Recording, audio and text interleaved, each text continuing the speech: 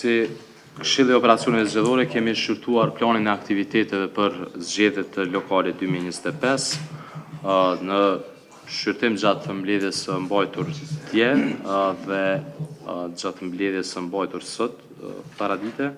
Ne kemi dhënë rekomandimet tona dhe komentet tona si Këshilli i Operacioneve Zgjedhore lidhur me planin e aktiviteteve që është draftuar nga sekretariati dhe me 5 vota ka kaluar për rekomandim sot në KQZ. Më lejoni t'ju specifikoj afatet të cilët janë marrë në konsiderat që ka të bëjë prej ditës sotme deri në ditën e certifikimit të rezultateve. Bëhet fjalë për deklarimin e partive politike për formimin e koalicioneve zgjedhore, që është afati 15 ditor deri më 23 qershor. Deklarimi i partive politike të regjistruara për mos pjesëmarrje në zgjedhje deri më 23 qershor, aplikimi për certifikim të subjekte politike dhe kandidatëve fillon më 26 qershor dhe përfundon më 13 gusht. Tërheqja e shortit për renditjen e subjekteve politike në fletvotim fillon më 3 shtator dhe maksimalisht afati fundit për të mbajtur është më 4 shtator. Periudha e fushatës zgjedhore për subjektet politike dhe kandidatët certifikuar për pjesëmarrje në zgjedhje fillon më 13 shtator dhe përfundon pra në ditën e zgjedhjeve më 12 tetor. Aplikimi për akreditim të vëzhguesve të subjekteve politike fillon më 1 korrik dhe përfundon më 17 shtator. Aplikimi për akreditim të vëzhguesve të organizatave jo qeveritare, ndërkombëtare dhe përfaqësuese të vendeve të huaja fillon më datë 1 korrik dhe përfundon më 27 shtator. Aplikimi për akreditimin e vëzhguesve ndërkombëtar të zgjedhjeve dhe mediave vendore ndërkombëtare, pra fillon me 1 korrik dhe përfundon më 7 tetor. Zbatimi i periudhës së shërbimit të votuesve të KZ-s për ndrimin e qendrës së votimit, pra kur qytetarët kanë mundësi të ndrojnë qendrën e tyre të votimit brenda komunës, fillon më 28 qershor dhe përfundon më 29 gusht. Certifikimi i listës votuese bëhet më 5 shtator deri më datën 6 shtator si afat i fundit. Periudha e aplikimit për regjistrimin e votuesve jashtë Kosovës fillon me 23 korrik dhe përfundon me 29 gusht. Periudha e votimit përmes postës fillon më 17 shtator dhe përfundon më 11 tetor. Dhe regjistrimi i votuesve me nevoja të veçanta dhe votuesve në institucione fillon më 7 shtator dhe përfundon më 7 tetor. Afati i parë tash fillon për subjektet politike dhe që obligohen pas miratimit të pikës vijuese që është, afati për subjektet politike për dorëzimin e propozimeve për anëtarë të komisioneve komunale të zgjedhjeve përfundon më datën 19 qershor.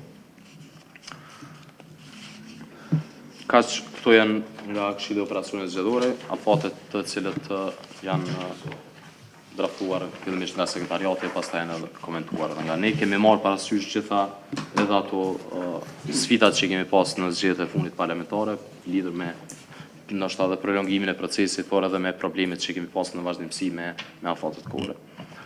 Rekomandojmë për miratim. Faleminderit Arjanit. A ka dikush diçka lidhur me këtë plan të aktiviteteve? Nëse jo, hedhën votim kush është për miratimin e planit të aktiviteteve, dhe 11 vota për miratohet plani i aktiviteteve për zgjedhjet lokale 2010-2025. Veç një kërkesë më lidhën ato që ka tha dhe Albani, ndoshta shumë prej këtyre datave janë të rëndësishme me qenë prezent në për media, në për informim publik, që do të thë dhe informimi janë publik të etiket këto informacione në vazhdimsi në media. Vazhdojmë me pikën e radhës Arjanit. Faleminderit kryetar. Këshilli për Operacionet Zgjedhore ka shqyrtuar edhe draft formulën për përbërjen e komisioneve komunale të zgjedhjeve. Është një prej aktiviteti parë realisht i KQZ-s me subjektet politike brenda një procesi zgjedhor. Ne kemi shqyrtu 38 komunat veç e veç se cilën dhe kemi ardhur në përfundim në bazë edhe të rregullës zgjedhore për emërimin dhe funksionimin e komisioneve komunale të zgjedhjeve, por edhe ligjit për zgjedhjet e përgjithshme, që KQZ-t në total të bëhen nga 15 subjekte politike, të cilët janë të ndryshme në komuna dhe nga 221 antar të subjekte politike të cilët do të nominohen. Jemi mundu që me i marë parasysh edhe ankesat që janë bërë në PZAP gjatë procesit të fundit zgjedhor, por edhe kërkesat e partive politike që i kanë pas në zgjedhjet e fundit parlamentare, e në anën tjetër edhe kontekstet, këtë rast kontekstin lokal, se si qëndrojnë se cila komun, duke marë parasysh edhe numrin e popullsisë, edhe numrin e votave që ka marrë se cili subjekt politik në komunat përkatëse. Prandaj, kjo me 4 vota për dhe 1 abstenim, ka kalu në Këshillin e Operacioneve Zgjedhore dhe rekomandohet për miratim sot. Në me thënë, kjo është thirrje drejt për drejt me justifiku abstenimin tim. Në fakt, gjatë gjithë punës, nuk kam mujt me u bind që sekretariati i ka kalkulu drejt